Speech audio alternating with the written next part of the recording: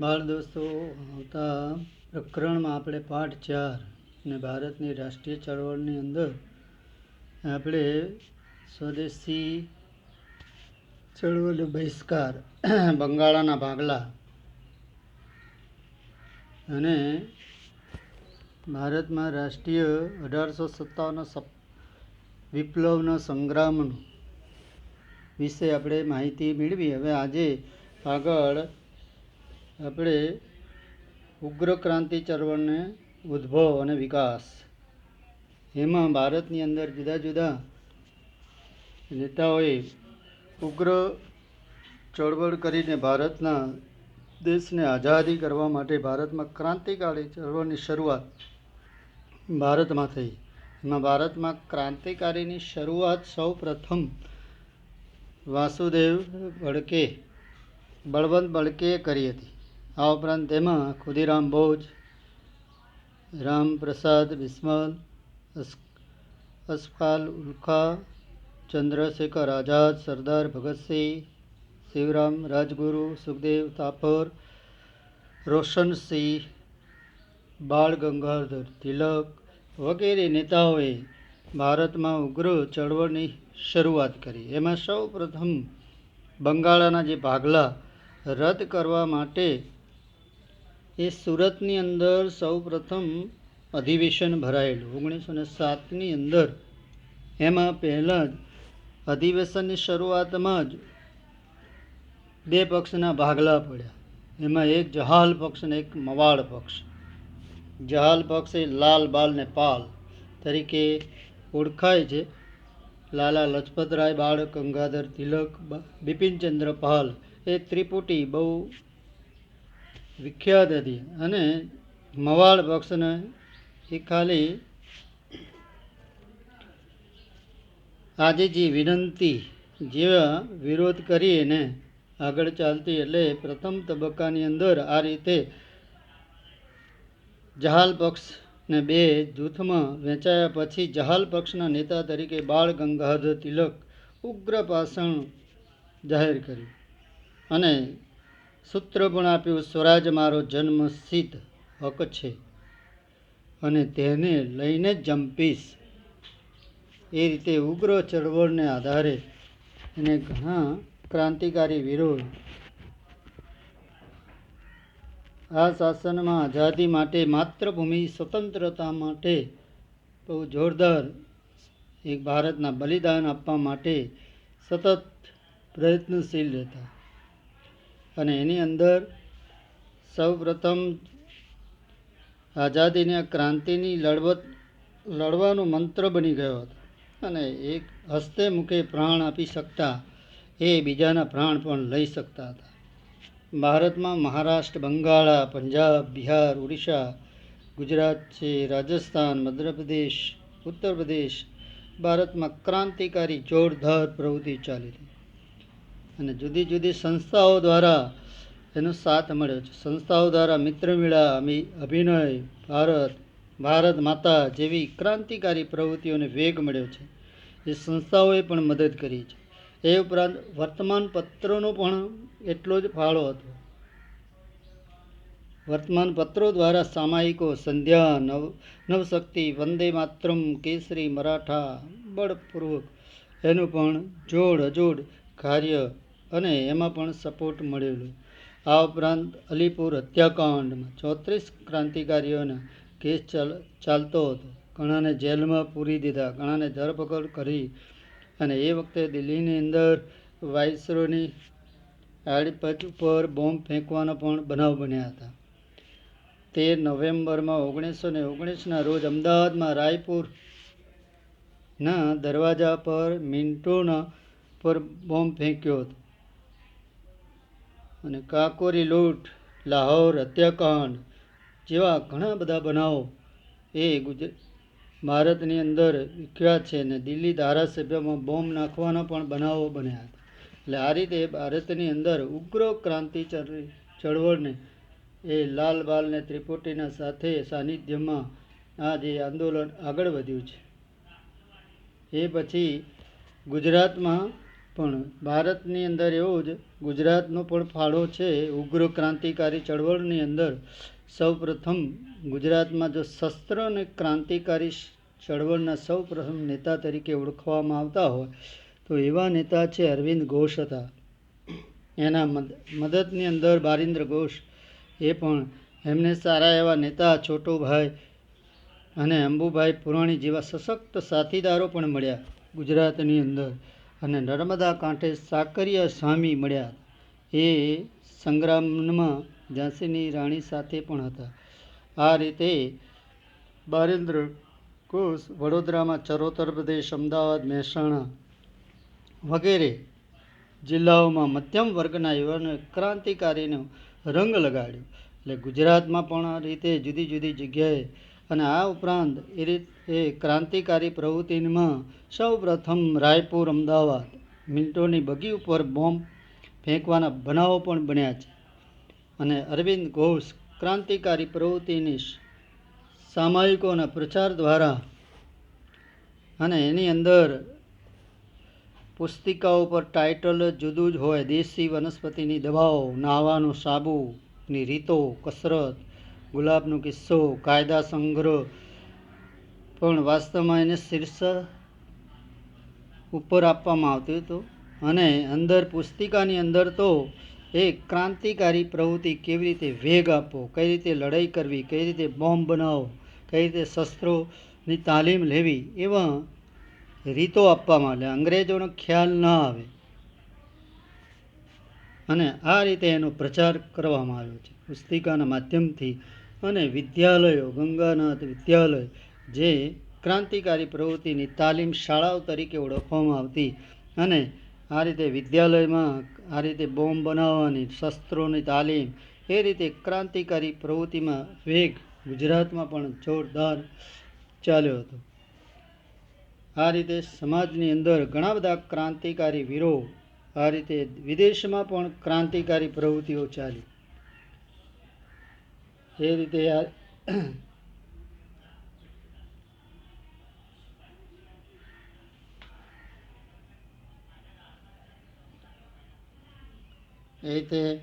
જુદા જુદા નેતાઓ, બાળ ગંગાધર તિલક છે, રોશનસિંહ, સુખદેવ સાપર, શિવરામ રાજગુરુ છે, સરદાર ભગતસિંહ, અશફાઉલ્લા ખાન, રામપ્રસાદ બિસ્મલ, ખુદીરામ બોઝ, વાસુદેવ ફડકે, ચંદ્રશેખર આઝાદ, આ રીતે આ નેતાઓ પણ આ રીતે આગળ વધ્યા છે. એ રીતે હવે ગુજરાતમાં ક્રાંતિકારી ચળવળ, વિદેશમાં ક્રાંતિકારી પ્રવૃત્તિઓ ચાલી. ભારતને આઝાદી માટે જુદા જુદા નેતાઓએ એમાં ક્રાંતિકારી પ્રવૃત્તિઓ દ્વારા એમાં જુદા જુદા વિદેશમાં શ્યામકૃષ્ણ વર્મા, મદનલાલ ઢીંગરા, વીર સાવરકર, લાલા હરદયાલ, મેડમ ભીખાજી કામા, મૌલાના બશીર, આ રીતે જુદા જુદા નેતાઓએ આ રીતે ક્રાંતિકારી પ્રવૃત્તિની ચળવળની શરૂઆત કરી છે. એમાં સૌ પ્રથમ ઇંગ્લેન્ડમાં રસોઈના બેડિંગમાં છુપી રીતે અંગ્રેજોને ખ્યાલ ન આવે એ રીતે એમાં શસ્ત્રો લાવવામાં આવતા. અને આ રીતે ક્રાંતિકારી ચળવળ ચલાવવા માટે મદનલાલ ઢીંગરાએ ક્રાંતિકારી કરનાર, ટીકા કરનાર વાયોલિનની અંગ્રેજ અફસરની એક ખૂન કરી નાખ્યું. અને અમેરિકાની અંદર 1906માં ઇન્ડિયન ઇન્ડિપેન્ડન્સ લીગની સ્થાપના પણ કરી. અને એનું નામ બદલીને પછી એને ગદર પાર્ટી તરીકે રાખવામાં આવ્યું. અને 4 ભાષામાં ગદર સાપ્તાહિક પણ શરૂ કરવામાં આવ્યો. એ રીતે પ્રચાર કરવા આવ્યો વિદેશમાં. એ ઉપરાંત જર્મનીની અંદર ચંપક રમણલાલ પિલવાઈએ હિન્દ રાષ્ટ્રના સ્વયંસેવકના દળની રચના કરી અને એનું વડું મથક ઈરાકને બનાવ્યું. અને ભારત ઉપર આક્રમણ કરવાની યોજના એ ત્યાંથી રજૂ કરવામાં આવી. એટલે આ રીતે વિદેશમાં રહીને આ રીતે ક્રાંતિકારી ચળવળની પ્રવૃત્તિ એ પછી જર્મની શહેરમાં પરિષદમાં સૌ પ્રથમ મેડમ કામાએ હિન્દનો રાષ્ટ્રધ્વજ ફરકાવ્યો. એટલે ઘણી વખત ખાલી જગ્યામાં પણ પૂછાય કે જર્મનીના શહેરના પરિષદમાં સૌ પ્રથમ ભારતનો રાષ્ટ્રધ્વજ કોણે ફરકાવ્યો? તો મેડમ કામાએ. આ રીતે તુર્કના વડા અનવર એ ગવર્નર મળેલા અને રેશમી રૂમાલ ઉપર લખેલું કે ગાલિબાનમાં ષડયંત્ર તમામ મુસ્લિમો એકત્રિત થઈ અને સંગઠિત થઈ અને ખ્રિસ્તીઓના સામે જંગ માંડ્યો અને એ પણ પકડાઈ ગયું.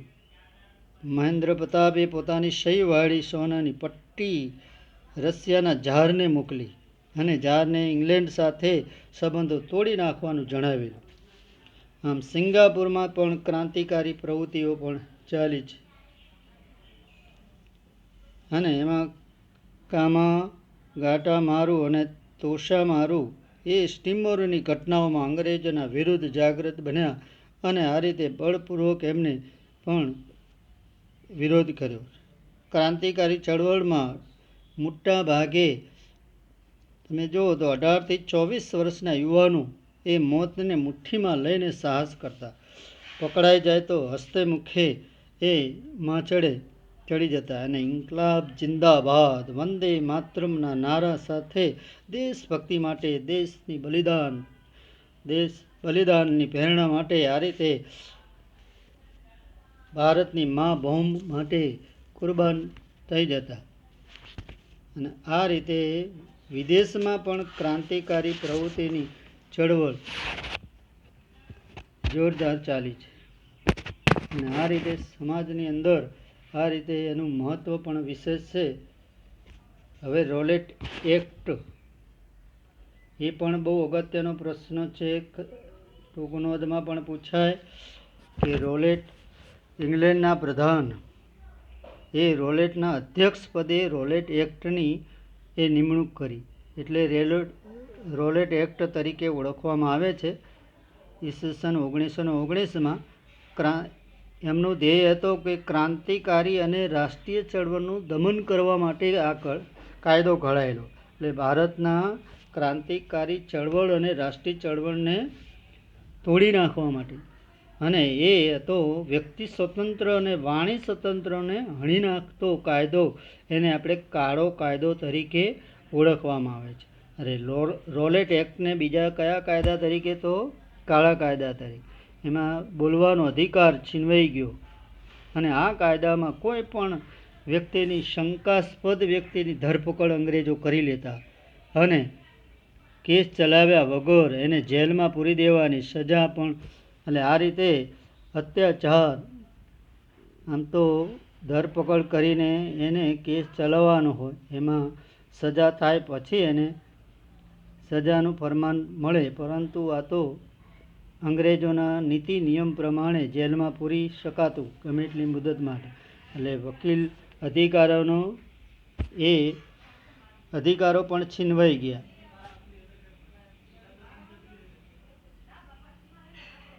આ રીતે ઠેર ઠેર એનો વિરોધ કરવામાં આવ્યો. સભાઓ થઈ, સરઘસો થયા, હડતાલો પાડી અને આ રીતે ઠેર ઠેર એમાં સૌ પ્રથમ હડતાલો સરઘસો પાડીને ગાંધીજી એ દિલ્હીમાં સરકારે ધરપકડ કરી. આ બાજુ પંજાબની અંદર ડૉક્ટર સત્યપાલ અને ડૉક્ટર કિચુકની ધરપકડ થતાં ઉગ્ર આંદોલન બન્યું. ઠેર ઠેર જોરદાર તોફાન ચાલુ થયું અને આના આધારે સમાજની અંદર એનો વિરોધ પણ કરવામાં આવ્યો.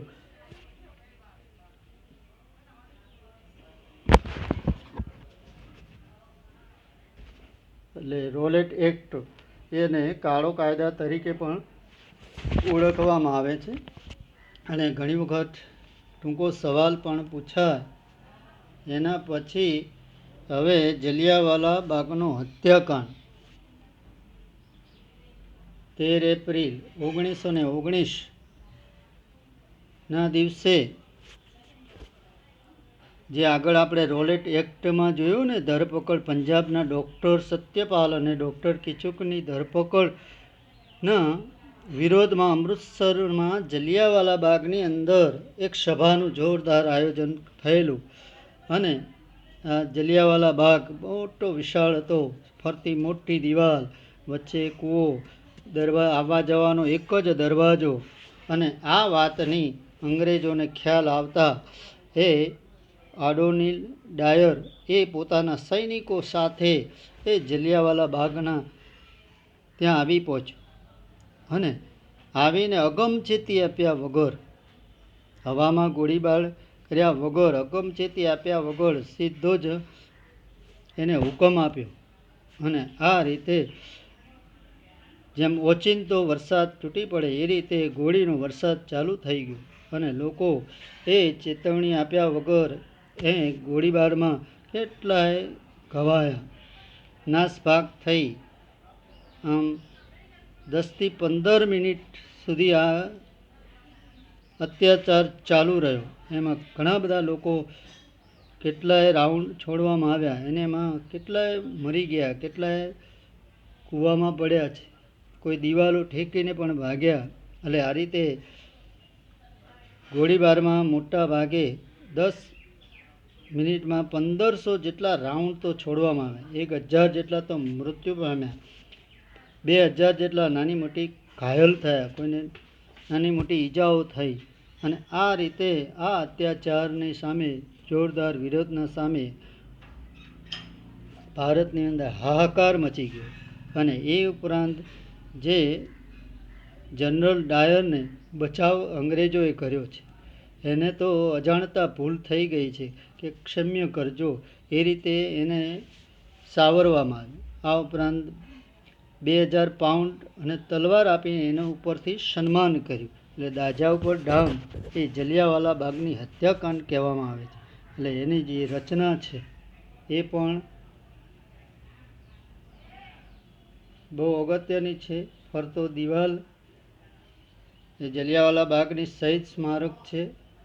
અને જલિયાવાલા બાગનો અત્યાચારનો આખો, એટલે જલિયાવાલા બાગ એ ટૂંક નોંધ પણ ઘણી વખત પૂછાય છે, બહુ અગત્યની છે. અને રોલેટ એક્ટ એ પણ